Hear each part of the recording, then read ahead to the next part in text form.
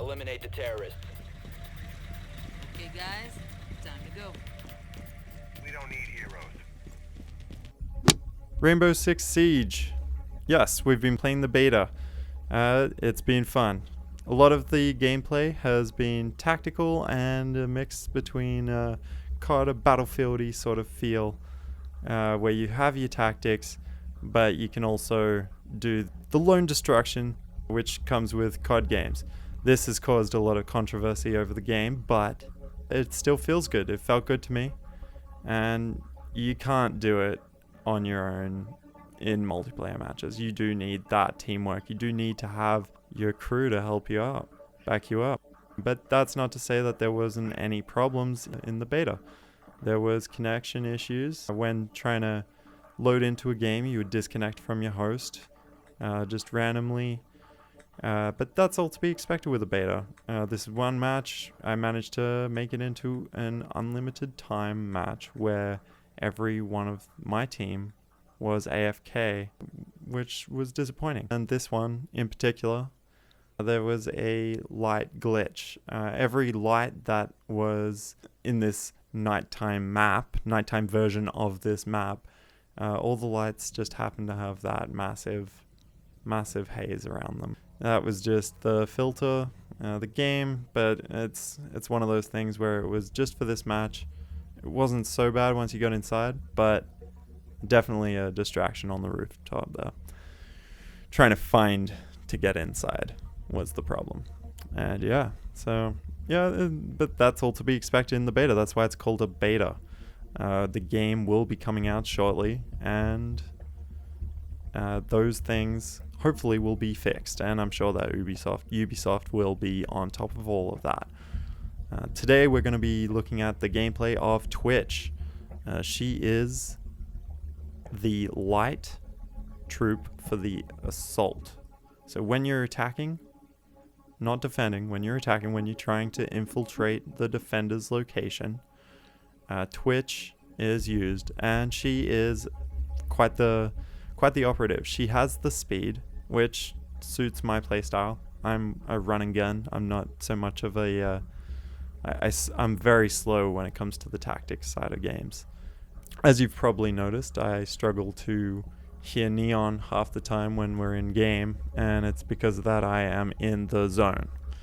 So, yeah, I don't play well with others. Anyway, she has a shock drone. The shock drone is used if you're doing terrorist hunt, which is a game mode where it is a lone wolf, either yourself on your own, or you can do it once the game releases in co-op, so with one other or two other people. But the beta focused on the solo play and the multiplayer, so having a team of 5 working together to bring down the terrorist scum.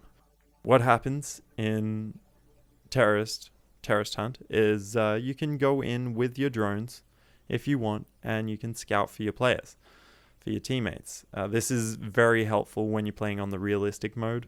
When you're playing on the lower modes, it's not as necessary. On the higher modes, it's definitely nice for your teammates to have a pair of eyes behind their backs, looking out for them, scouting, finding the bombers, which tend to end a lot of game modes. If you were to play the terrorist hunt, you would understand that when you're on realistic mode, the bombers are essentially the Juggernaut in Call of Duty combined with a suicide bomber. So they are a tank that explodes and kills everyone in its vicinity. A lot of the games that I played tended to end from a bomber. Anyway, Twitch has a drone. She has an extra drone. Everyone has 2 drones. She has 3 drones. Her third drone is used to tase. This can be used to short circuit enemies' equipment. So you have the ambushes, or you have, like in multiplayer, you'll have the bombs, the remote C4. You can go in, tase those things, and it will stop them.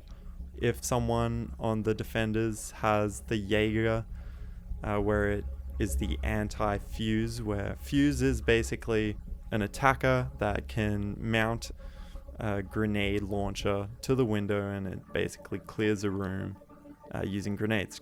Jaeger is the anti-fuse. He has a grenade bomb, basically exploder, so his gadget will target and destroy the grenades before they get to people. Very useful, but Twitch can go in and disable these things with her drone. Twitch also, when doing terrorist hunt, I mentioned the bombers earlier, that was because if you shoot the bomber in the back on their bomb gadget, they can't explode. They're just their machine gun tank of selves. Which if you give them a nice little headshot, they'll go down quite quickly. Shoot them anywhere else, they're a tank. Twitch will probably be your final survivor. Tends to be the case because she will camp on top of the roof using her drones to scout the building below for her teammates. Very helpful, but when it comes to every one of your teammates dying or being dead, you then have to go in and lone wolf it, which isn't always admired by your fellow teammates. They will leave games, all sorts of things if they think that you're not going to make it. So with that being said, naturally, I will go and kill myself at the end. Hey, man. Good job. Really appreciate you taking the bullet with your face there.